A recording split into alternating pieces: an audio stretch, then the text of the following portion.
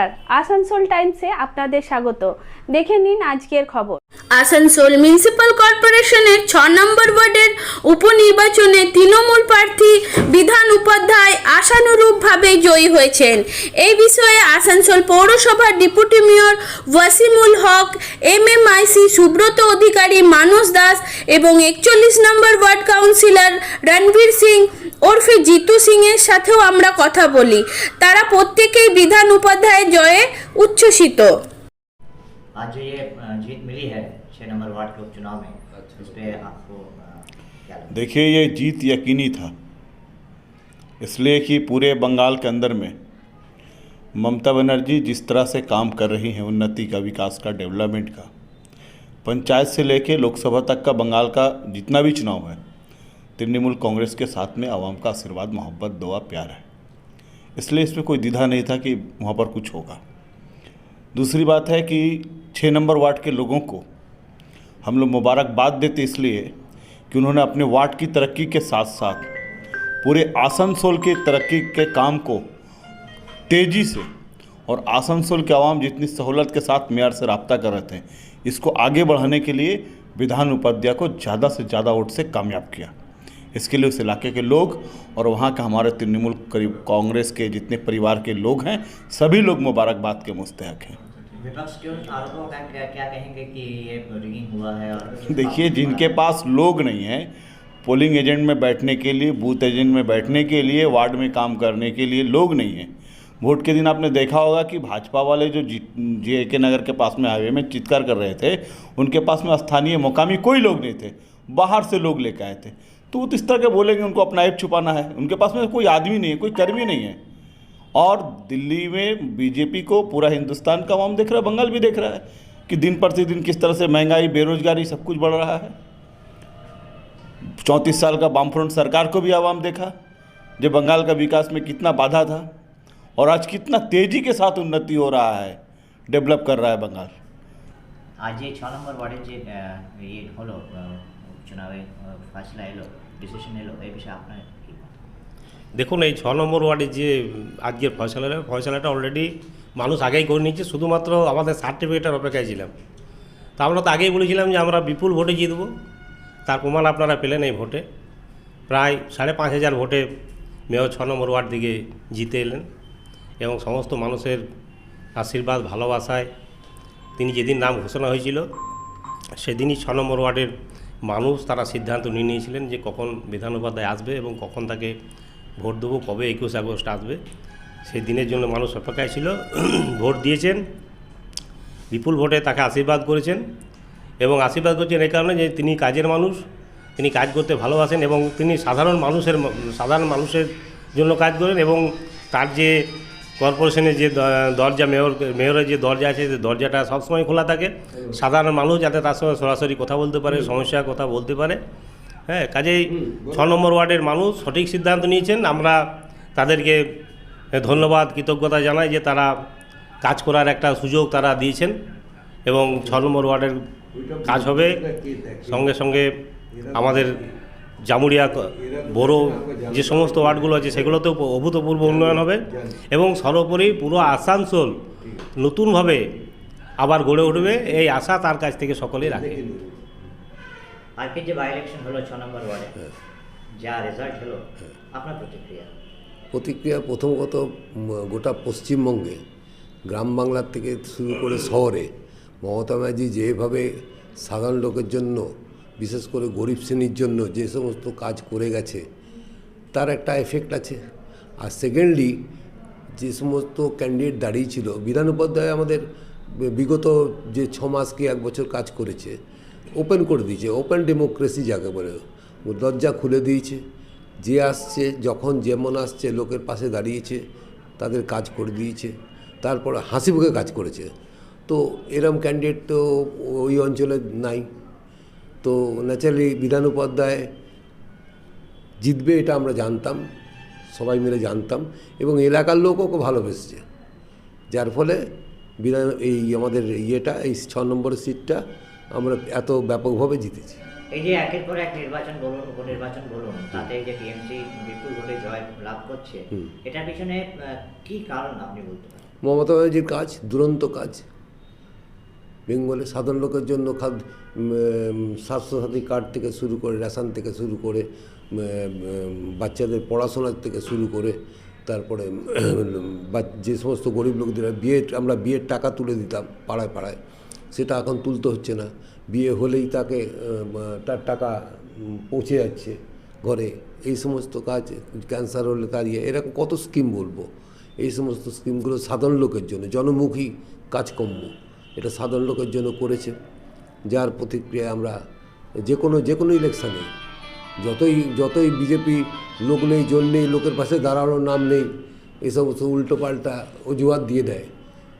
এরা তো লোকের কাজ করে না। সাধারণ লোকের পাশে দাঁড়াবার ওদের ক্ষমতা নেই। সাধারণ লোকের পাশে আমরা যারা কাউন্সিলররা আছি বিভিন্ন এলাকায় পাড়ায় পাড়ায়, তারা প্রতিটা লোকের পাশে দাঁড়াই। তারপরে এত সুন্দর মমতা ব্যানার্জি গোটা পশ্চিমবঙ্গে এই সাধারণ লোকদের সেবা করছে প্রতি মুহূর্ত। তার একটা প্রতিক্রিয়া মানুষের মধ্যে আছে, মানুষ ভালোবেসে ভোটটা দিয়েছে। তো বিধান উপাধ্যায় জিতেছে, আরও বেশি ভোটে জেতা উচিত ছিল, আশা করেছি।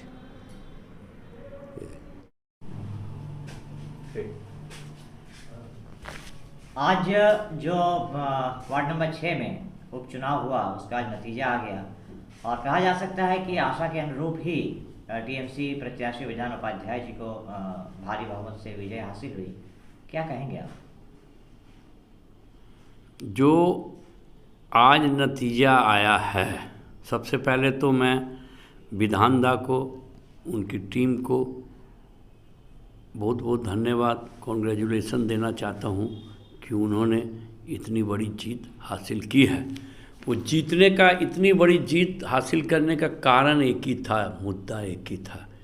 विधानदा पिछले 6.25 महीने से या 5 महीने से जो उन्होंने अपने ऑफिस का दरवाज़ा लोगों के लिए खोल के रखा था, वीआईपी कल्चर जो उन्होंने ख़त्म किया था, और उन्होंने इसके अलावा जो अपना दिल का दरवाज़ा भी लोगों के लिए खोल के रखा था, तो आसनसोल 106 नंबर वार्ड की जनता ने सोचा कि इससे बढ़िया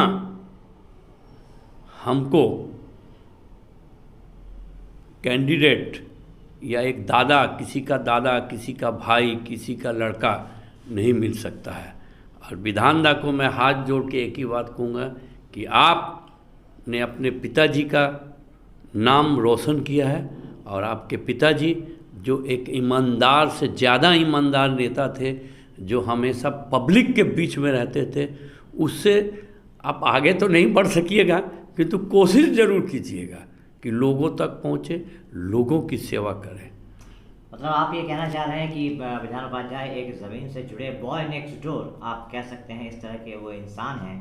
आपने विधान उपाध्याय के पिता श्री मानिक उपाध्याय जी का जिक्र किया, तो आप तो बहुत दिनों से उनके साथ भी, आप उनके सहकर्मी रह चुके हैं मानिक उपाध्याय जी के, तो कितना प्रभाव आप देखते हैं विधान उपाध्याय पर, मानिक उपाध्याय के जीवन का और आदर्शों का? देखिए, एक पिताजी का नाम तो एक बेटे के ऊपर में, परिवार के ऊपर में रहता ही है, मगर जितनी ईमानदारी से एक पिता के दिए हुए आशीर्वाद को विधान उपाध्याय जी ने निभाया है, मुझे नहीं लगता कि बहुत कम यंग जनरेशन के आदमी ये काम कर सकेंगे। और आज 106 वार्ड की जनता के विधान उपाध्याय जी एक रोल मॉडल बन गए हैं कि उस बंदे पे कुछ है, और वो कुछ करके दिखाएगा। आसनसोल कॉरपोरेशन में जो पिछले 20 साल में नहीं हुआ, उन्होंने कुछ एक उदाहरण, एक टेलर दिखाया 5 महीने में, किंतु अभी 4.5 साल में वो उसको करेंगे। एक पानी की समस्या, वो रात दिन लगे हुए हैं अपनी पूरी टीम के साथ, वो दूर करेंगे। और भी जो समस्या है उसको दूर करेंगे। और विधान उपाध्याय जी को मैं एक और बात कहना चाहता हूँ कि आप पानी का MIC, इलेक्ट्रिक का MIC, PWD ऐसे आदमी को दो, बोरो चेयरमैन ऐसे आदमी को बैठाइए, मुलाय घटक को साथ लेके विचार करके, जिनके पास कुछ एक्सपीरियंस हो, जो कुछ जानते हो कि पानी कैसे आएगा, पानी का कौन पंप लगाएगा, समर्शियल पंप ना बूस्टर पंप, मोटर क्या है, कहाँ से आएगा, ये उनको जानना होगा। हम MIC बन जाएंगे, हमको ABCD नहीं पता है, हम MIC क्या करेंगे, जो इंजीनियर हमको बताएगा हम उसी में करेंगे। अपना भी होना चाहिए, दरकार पड़ेगा। अब बहुत से इंजीनियर यहाँ कोल फील्ड है, इसको है, बहुत से इंजीनियर रिटायर्ड है, उनको हायर कर लें। आपने विधान पंचायत की जीत के बारे में कहा, लेकिन एक राजनीतिक सवाल भी यहाँ पे खड़ा हो रहा है भाजपा को लेकर या विपक्ष को लेकर, यूँ कहें तो बार बार ये आरोप लगाए जा रहे हैं, और पिछले उपचुनाव में भी जो 6 नंबर वार्ड में हुआ कि TMC धांधली कर रही है, रिगिंग कर रही है, बूथ कैप्चरिंग कर रही है, ऐसा करके वो चुनाव जीत रही है। इस बार भी आरोप लगाया गया कि भाजपा के पोलिंग एजेंट को बैठ नहीं दिया गया, मार के भगा दिया गया, आप लोगों भी आरोप लगाए, तो इन आरोपों पर आपकी क्या प्रतिक्रिया है? देखिए, भाजपा जो है ना, वो पैसे के दम पर राजनीति करती है, वो वोटर खरीदती है, किंतु विधान उपाध्याय जी जैसे बंदे के सामने वो पैसे दे के भी वोटर को नहीं खरीद सके। उसका कारण एक ही था कि वो एक गांव के आदमी हैं, वो लोगों से जुड़े हैं, और लोग जानते हैं कि 5 महीने में जो उन्होंने कर दिखाया, 4.5 साल में वो क्या करेंगे। एक उदाहरण है, जैसे एक उदाहरण है, उन्होंने अपना दरवाज़ा खोला ऑफिस का। हिंदुस्तान में ऐसा कोई मेयर आपको नहीं मिलेगा, ऑफिस का दरवाज़ा खोला, कोई बत्ती नहीं है, जो जाता है साइन कर देता है, ठीक है ना। उसी तरह लोगों को भी पता लगेगा कि वो जो करके दिखाएंगे वो नहीं, कोई नहीं कर सकेगा, मगर उनके ऊपर मुलाय घटक साहब का, ममता बनर्जी का हाथ है। और वो एक 106 वार्ड में, जैसे आज रोल मॉडल बोलिए बंगाल के अंदर में, तो ममता बनर्जी सबकी रोल मॉडल है। और भाजपा का क्या कहना है, वो तो नंदीग्राम में भी पता लग गया, परसों दिन कोई रिजल्ट निकला नंदीग्राम में, वहाँ भी पता लग गया भाजपा का है कौन। भाजपा तो एक तो IPL टीम है, इधर से 10 ले MLA, उधर से पार्टी से 15 MLA पैसा दे के खरीद लिया, भाजपा की टीम बन गई। आज भाजपा के जो एक वाइस प्रेसिडेंट है ऑल ओवर इंडिया का, क्या नाम है उनका, दिलीप घोष, वो बोलते हैं वो अपनी ही CBI टीम को ऊपर एलिगेशन दे रहे हैं। वो कब क्या बोलते हैं पता नहीं। और उसी के पद पर यहाँ जो भाजपा के नेता हैं, चाहे जो भी आज भाजपा के नेता आसनसोल में हैं, वो तो सब TMC से या कांग्रेस से गिए हुए हैं ना, खरीदे हुए हैं। तो खरीदा हुआ माल ज़्यादा दिन नहीं चलता है। ये सब एक आम होता है पेड़ में पका होता है, जिसको खाने में बहुत मज़ा आता है। एक आम होता है कार्बेट में पकाया होता है। ये जो भाजपा का नेता लोग ये सब कार्बेट में पकाया हुआ है। चलिए, आपने अच्छा उदाहरण दिया। और एक बात और है कि राजनीति में परसेप्शन बहुत ज़रूरी है, बहुत इम्पोर्टेंट है कि लोग क्या सोचते हैं, खास करके जनप्रतिनिधि के बारे में या जो सार्वजनिक जीवन में हैं, ऐसे लोगों के बारे में क्या सोचते हैं। ममता बनर्जी ने हाल ही में कहा था कि एक सादा जीवन उच्च विचार की बात उन्होंने कही थी अपने नेताओं से, जनप्रतिनिधियों से। आप एक पार्षद हैं, लेकिन इससे पहले आप एक खुद बिजनेसमैन भी हैं, तो आप ज़मीन से जुड़े हुए नेताओं में आपका शुमार होता है। आप कहीं भी कभी भी चले जाते हैं, स्कूटी से सफ़र करते हैं, तो इसके पीछे ममता बनर्जी के आदर्शों का कितना हाथ है और कितना आप खुद अपने दिल से ये काम करते हैं? देखिए, लोगों का सेवा करना ज़रूरी नहीं है कि लोगों का सेवा करिए आप MLA बन के, MP बन के, राज्यसभा MP बन के, पंचायत का प्रधान बन के, काउंसलर करके। सुभाष चंद्र बोस जी, महात्मा गांधी जी, भगत सिंह जी, खुदीराम जी, चंद्रशेखर आज़ाद, ये तो कोई MLA MP नहीं थे। इन्होंने नाम कमाया, लोगों की सेवा की, और हम आज काउंसलर बने हैं। किंतु ये मेरा एक हॉबी था कि लोगों की सेवा करना। अगर हम 10 रुपये कमाते थे तो हम उसका 10% लोगों पर हम देते हैं। आज ममता बनर्जी, मेरे पास गाड़ी है, मैं इनकम टैक्स पे हूँ, मेरे पास गाड़ी है। आज कोल इंडिया में कहीं भी कोई प्रॉब्लम होती है, कोई टेक्निकल ECL में, BCCL में हमको बुलाया जाता है कि मेरा कंपनी को आया, हम देखते हैं। उसी तरह ममता बनर्जी ने कहा कि आप आदमी से मिलिए, पैदल मिलिए, स्कूटी में। हम आज ममता बनर्जी के कहने से पहले मैं स्कूटी में ही घूमता हूँ, ममता बनर्जी ने एक संदेश दिया था कि आप कुछ दिन पहले लोगों से मिलिए, ग्रास रूट में जाइए। गाड़ी की ज़रूरत नहीं है, आप पैदल जाइए, टोटो में जाइए, रिक्शे में जाइए, स्कूटी में जाइए, ठीक है। हम ममता बनर्जी के कहे कदम पर हम चल रहे हैं, हम स्कूटी में घूम रहे हैं। लोग मुझे कहते हैं वार्ड के कि अरे जीतू बाबू आपका पास तो गाड़ी है, आप स्कूटी में घूमते हैं। हम बोले जब तक आप लोग की समस्या का समाधान मैं नहीं कर सकूंगा तब तक मैं गाड़ी में नहीं चलूँगा इस वार्ड के अंदर में। और ये काम मैं तभी कर सकूंगा जब मुलाय घटक साहब और विधान उपाध्याय जी का आशीर्वाद रहेगा इस वार्ड के ऊपर। और आशीर्वाद है, जो काम पिछले 25 साल से नहीं हो सका वो 6 महीने में मैंने करके दिखाया है। और 5 साल का समय है, अगर विधानदा का मुलाय घटक साहब का आशीर्वाद रहा तो मैं 2 साल में पूरा कर दूंगा करके। तब लोग अगर मुझे बोलेंगे गाड़ी में चलिए तो मैं गाड़ी में चलूँगा, घोड़े में बोलेंगे घोड़े में चलूँगा। जाने में क्या है, अरे दुनिया कुछ लेके कोई नहीं आया, ना कुछ लेके जाएगा।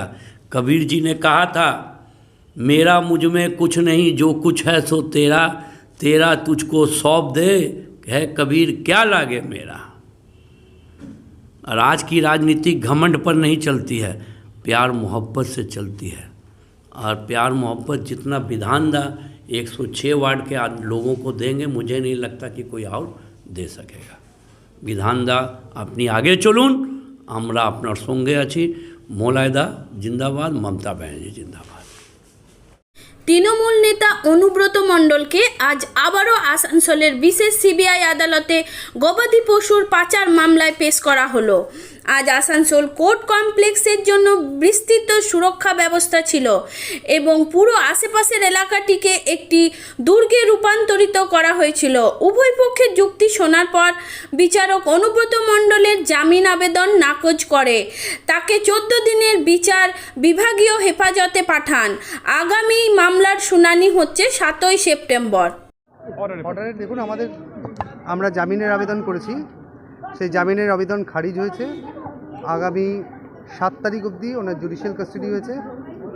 1 তারিখে ওনার যে মোবাইলগুলো সিএফএসএলে পাঠানোর যে আবেদন ছিল সিবিআইয়ের, সেটা এই মুহূর্তে গ্রাহ্য হয়নি, আজকে হিয়ারিং হয়নি। তো 1 তারিখ আদালত, মহামান্য আদালত সেই দিনে ওই সিএফএসএলের যে হিয়ারিং সেটা ধার্য করেছেন। অনুব্রত মণ্ডলের থেকে যে 2টি মোবাইল ফোন সিজার হয়েছিল, সেই সিজার ওনারা চেয়েছিলেন সিএফএসএলে পাঠাতে, তাতে আমরা অবজেকশন দিয়েছিলাম, সেটা 1 তারিখে হিয়ারিং ধার্য হয়েছে। ইন্টারোগেশন করতে পারবে জেলে গিয়ে, এরকম একটা অর্ডারে লেখা আছে। দেখুন ইন্টারোগেশন করতে পারবে, তখন আমরা অবিলম্বে আমরা তার প্রতিবাদ করি। আমরা এটা বলি যে ইন্টারোগেশন করাটা এই মুহূর্তে যেহেতু একজন অসুস্থ মানুষ, তাকে ইন্টারোগেশন করাটা সঠিক নয়। যদিও মহামান্য আদালত সেই আবেদন সিবিআইয়ের মান্যতা দিয়েছেন সেই আবেদনে, কিন্তু তার সাথে এটাও বলেছেন যে যদি ওই আবেদন যদি ওনারা আদৌ ইন্টারোগেশন করতে যান তাহলে সব ধরনের মেডিকেল অ্যাসিস্ট্যান্স ওনাকে দিতে হবে। Thank you. মানে অনুব্রত মণ্ডলের যে প্রভাবশালী তত্ত্ব বা যে ওটা আদালতে যা বলেছি এরপরে আর আমি জাস্ট অর্ডারিং পার্টটাই বললাম। Thank you.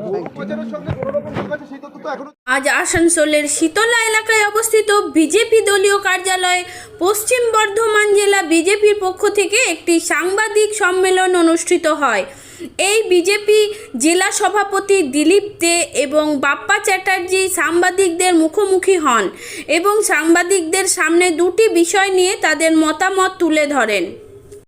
নমস্কার, আজকে আমাদের জেলা ভারতীয় জনতা পার্টি একটা আমরা প্রেস কনফারেন্স রেখেছি। আপনাদের সবাইকে আর যারা প্রেসে যারা এসছেন সবাইকে আমি স্বাগত জানাচ্ছি।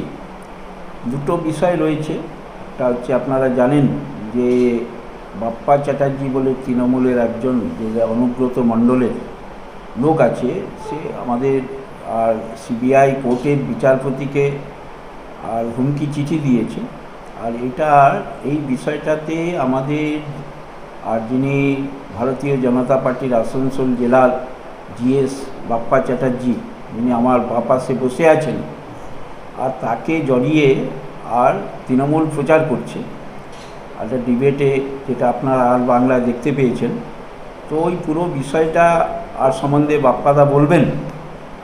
আর তারপরে যে আমাদের 6 নম্বর ওয়ার্ড জামুরিয়ার যে নির্বাচন, সেই নির্বাচনের যে ফলাফল, সেই পরিপ্রেক্ষিতে আর বিষয়টা, আর এটা আমি জেলা সভাপতি হিসাবে রাখবো, তো আমি আগে বাপ্পাদাকে বলছি যেটা হুমকি চিঠি, সেই বিষয়টা আপনাদের সামনে রাখার জন্য।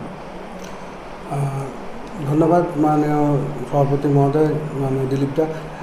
আজকের যে প্রেস কনফারেন্সটা রাখা হয়েছে, বিশেষ মূলত কারণ হচ্ছে, কালকে আমরা দেখেছিলাম যে একটা আমাদের সিবিআই কোর্টের যিনি জাজ আছেন, স্পেশাল কোর্টের জাজ আছেন, ওনাকে একটা হুমকি পত্র দিয়েছেন কোনো একজন বাপ্পা চ্যাটার্জি নামক কেউ।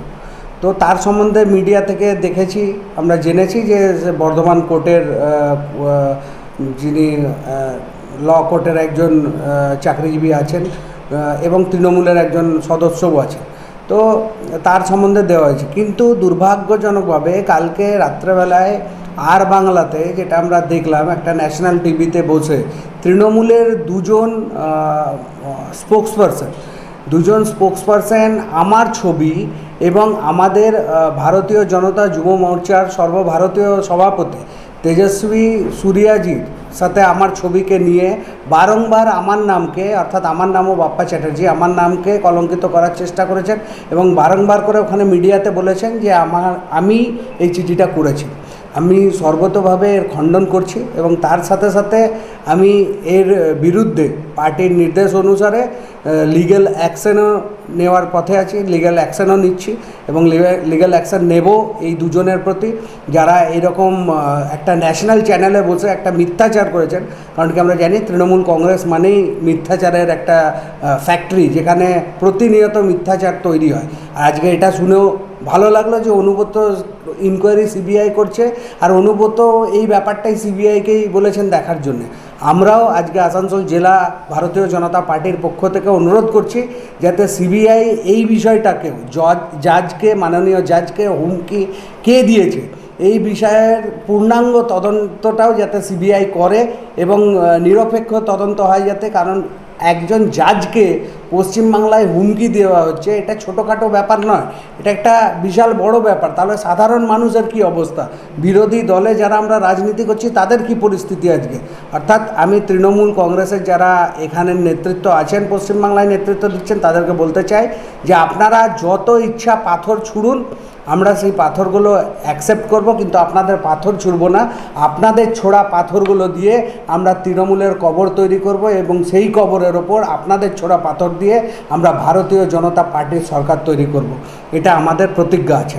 আর সোশ্যাল মিডিয়াতেও কিছুজন আছেন যারা লেখালেখি করছেন, তৃণমূলের যারা দায়িত্বে আছেন, তারা যেভাবে তৃণমূলের চটিচাটাগিরি করেন বা দালালি করেন যেভাবে, সেইভাবে সোশ্যাল মিডিয়াতেও করছেন।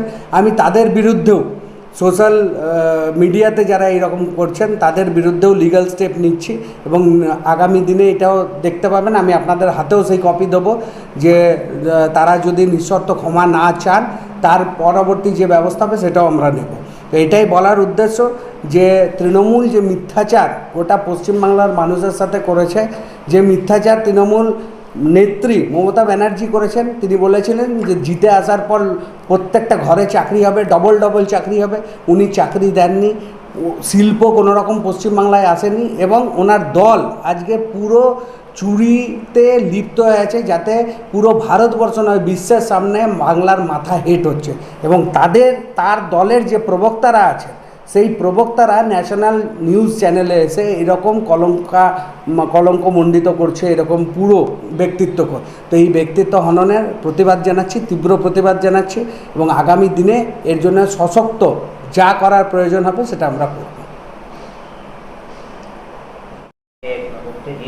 বক্তব্য দিয়েছেন তাতে বলা হয়েছে যে আপনারা তৃতীয় স্থানে এই জন্য আছেন যে আপনাদের সাথে মানুষের যোগাযোগ নেই, আপনারা মাটির থেকে শেকড় ছাড়া হয়ে গেছেন। আপনারা এই বিষয়ে কী বলবেন? মানুষের সাথে আমাদের সম্পূর্ণ যোগাযোগ আছে, কিন্তু ওনার সাথে মাফিয়াদের যোগাযোগ আছে। ওনার সাথে আমাদের আসানসোলের আর যত মাফিয়া আছে, শেখ দিলদার, আমাদের বারাবণীর যে আছেন মাফিয়া, তাদের সাথে ওনার যোগাযোগ আছে, মাফিয়ার টিমের সাথে ওনার যোগাযোগ আছে, ভারতীয় জনতা পার্টির জনগণের সাথে যোগাযোগ আছে, যার জন্য যখন কেন্দ্রীয় ফোর্স দিয়ে নির্বাচন হয় তখন ভারতীয় জনতা পার্টির রেজাল্ট ভালো হয়, ওনাদের রেজাল্ট খারাপ হয়, এই বিষয় আছে। আপনি বললেন যে আপনি লিগ্যাল অ্যাকশন নেবেন যেহেতু আপনার নামটা, আপনি কি এটার কারণ কি মানে বুঝতে পারছেন যে আপনার নামটা বা বিজেপির নামটা জড়ানোর পিছনে কারণটা কি? দেখুন, কারণটা হচ্ছে আসানসোলে বিজেপির বাপ্পা চ্যাটার্জির জুজু দেখছে তৃণমূল কংগ্রেস।